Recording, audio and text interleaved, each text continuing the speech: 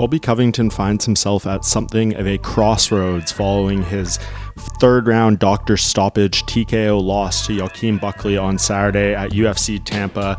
This was a tough fight for Covington, who stepped in on short notice for Ian Machado Gary in this headlining spot when Gary moved to UFC 310 to fight Shavkat Rakhmonov. He showed up in this fight, walks out with Chael Sonnen, with Hulk Hogan, and tries to put his best foot forward. Buckley opens up a cut in the first round, and the end result there seemed almost inevitable from that point on. The cut opens up worse, gets more bloody, and eventually in the third round, it is stopped by the doctor. And now Covington, with back-to-back losses, struggles in this fight. He did have a couple moments in there, showed incredible heart and durability, which is something that we know he has, for better or worse. Whatever you think of him, he is a very, very tough guy in there and doesn't show much quit in many of those fights.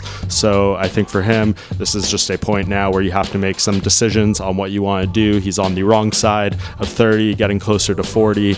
Does he want to just keep fighting various guys in the welterweight division, trying to work his way back up? I don't know how many quote-unquote money fights there would even be out there that people would be interested in having him do, grudge matches, things like that. So I think you just look at kind of the welterweight rankings, guys that he could potentially fight, like a Gilbert Burns, a Jeff Neal, a Vicente Luque. Michael Chiesa, I'm sure, would love to fight him as well. He's called him out many times. So if Colby wants to continue fighting, there are these names out there. How much more can he kind of pull out of what he's done through his career and have people give him the credit that he's looking for and all those kind of things? It's a tough spot from here for him, but we'll see how he reacts to this loss.